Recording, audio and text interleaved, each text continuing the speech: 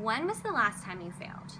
Like really actually failed, where a risk that you took or something that you did or didn't do actually screwed something up. Now, what did you do about it? Did you swallow it or did you share it? Chances are you probably tried to sweep it under the rug, tried to pretend like it didn't happen. You wanted to just get over it and get on with your life. And you missed out on a really big opportunity to get vulnerable and to connect with your audience, to allow them to engage with you. And you missed the opportunity to let them experience your business with you instead of from you. Because amazing things will happen for your business when you start to share your story. Now, there is absolutely nothing that people love more than seeing people struggle and make it through it. People love to see you succeed, but they don't know what you're going through. They don't know what you had to do to get there.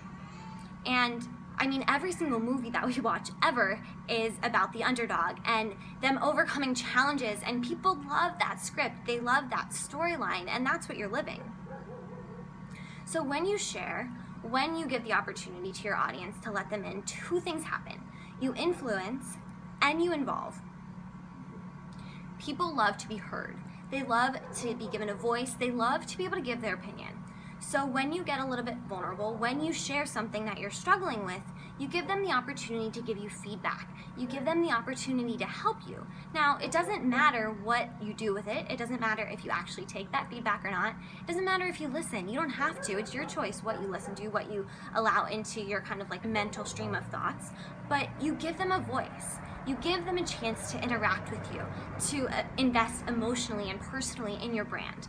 And sometimes they actually give you really great feedback, which helps you create the next best thing, the next thing that they really want, and something that can serve them better than what you had before.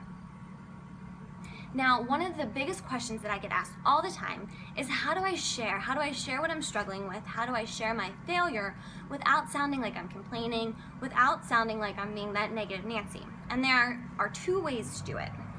The first one is you share something positive. So share something good that you did that happened within that failure, something good that you realized, or something that you accomplished that you put your effort in before it failed, what your intention was behind whatever you were trying to do. And then what you do is you give them a little bit of background about what you're struggling with. You don't have to go through everything. It's your choice which pieces you give them and how much of your story you share. And then you ask a question. You give people an opportunity to give you specific feedback and to allow them to give you an answer. Because often where people go wrong is they share their story and they just leave it at that. And that's when people don't know what to say. So they respond with, "Oh, I'm so sorry." And you're like, "Oh, that's not really what I wanted to hear." And then you feel bad and then they feel bad, and it's just kind of like this icky situation. So ask for specific feedback. That's how you get away with this without complaining. And it's really important to be authentic and to share your story in a way that it's true, because people can smell that kind of sugarcoating, or that when you're trying to use your story with bad intention, they can smell it from a mile away. So make sure it's always true and genuine. So if you want to know the second way, reach out to me via email. The last thing I want to tell you before we go is that sharing your story is not about you. It's about them. It's about empowering your audience.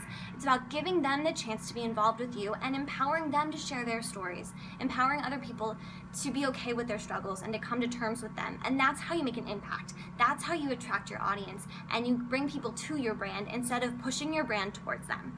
So if this kind of got you thinking about how you can incorporate your story into your brand, I have a lot of really great resources for you, and I can really help you out here to integrate your story in a way that's going to turbocharge your business and create this magnetic power of people wanting to be involved with you. And you're going to make a really great impact doing it, and it's going to feel really great. So email me if you have questions, if you want to know a little bit more, and I can't wait to hear from you. My email is allyn@allynlewis.com, or find me on social media, and I look forward to hearing from you.